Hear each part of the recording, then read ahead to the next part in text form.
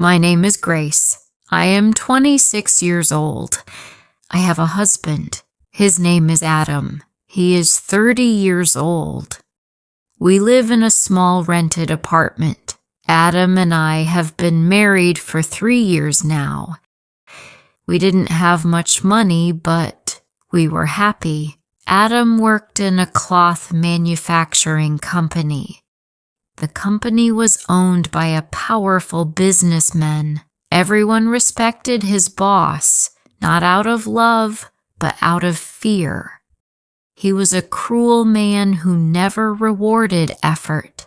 Adam had worked there for nearly 3 years. I watched him come home every night with tired eyes and weak hands. Adam always talked about how the company needed newer machines to improve production speed. He told this to his boss many times, but every time his words were ignored, like they meant nothing. Adam never stopped trying. One morning, Adam left for work in such a rush that he forgot to take his lunch. I packed it for him and decided to take it to him myself.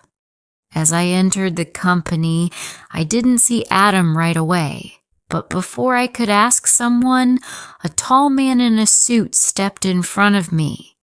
I knew it was Adam's boss. He looked at me in a way that made my skin crawl. His eyes didn't just see me, they examined me. I said, "I'm here to give this lunchbox to my husband." He said, "Oh, give it to me. I'll make sure he gets it." I didn't want to seem rude. I held out the box to him. He took the box with one hand, but grabbed my wrist with the other. I froze.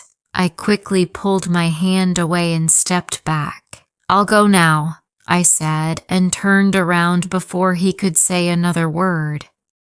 I didn't look back. I just wanted to be home. I didn't tell Adam. What could I even say? That his boss had touched me in a way that made me feel like an object. I didn't want to worry him. Maybe it meant nothing. Maybe I imagined the whole thing. Days passed. I kept myself busy with work. I was a teacher at a small school. But I always dreamed of teaching at a big school with good salary. One evening, Adam and I were sitting on the sofa. I looked at him and said, "I think I should leave this job. I want to apply in another city, a big school. Maybe we could move together." Adam was quiet for a long time. Then he said, "But my job? I've worked so hard, and we don't even have enough money to start over." I said, "I know, but we can't keep going like this." Adam looked at me and said, "Okay, tomorrow I'll resign." I was surprised. I knew how much his job meant to him, but he loved me more. The next day, Adam went to his office carrying his resignation letter, but he came back home with a happy face. Adam looked at me and said, "Guess what? I told my boss I wanted to leave, and for the first time he actually listened. He promoted me, Grace, and he doubled my salary." I tried to smile. I really did, but my heart didn't feel happy. I remembered his tired face, his hands. I didn't want to stay here anymore. But I couldn't tell him. The money helped, but it wasn't enough. The rent, electricity bills, and food expenses were a lot. I had already quit my job and had no income. One afternoon, the landlord banged on our door, asking for rent. I stood there silent, ashamed. I felt useless. I told Adam that night, "Let's go. Let's just leave." He said, "We will." I promise. But let me save some money first. Just a little more. I said, okay. One evening, while Adam was at work, someone knocked at our door. I opened it and froze. It was him, Adam's boss. He walked in without waiting for an invitation. He held an envelope in his hand. He said, "You need money? I can help." I didn't answer. I just stared. He said, "Spend one night with me."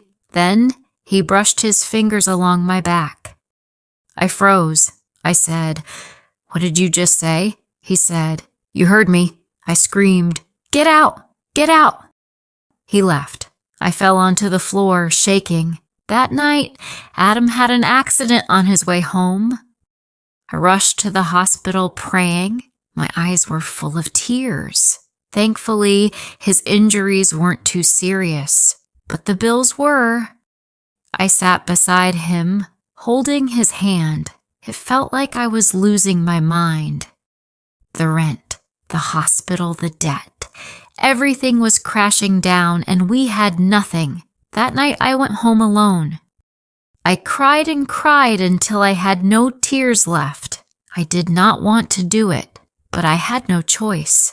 With shaking hands, I stood before Adam's boss. Slowly, I removed my scarf, along with every shred of dignity I had left, and said, "I accept your offer." That night, everything broke inside me. My dignity, my pride, my soul. I wanted to run far away from that place, but I couldn't. When that horrible night ended, I walked home silently. I didn't even wash my face. I just sat on the floor and cried. The next day, I paid the bills. When Adam came home, he looked at me with confused eyes. He said, "How did you pay for all this?" I said, "I borrowed from a friend." Adam said, "But you don't have any close friends, Grace. Tell me the truth." And I broke down. I told him everything, every word, every tear. Adam said nothing at first. He just stood there frozen. Then he left. I ran after him screaming. I said, "He's dangerous, Adam. You can't fight him."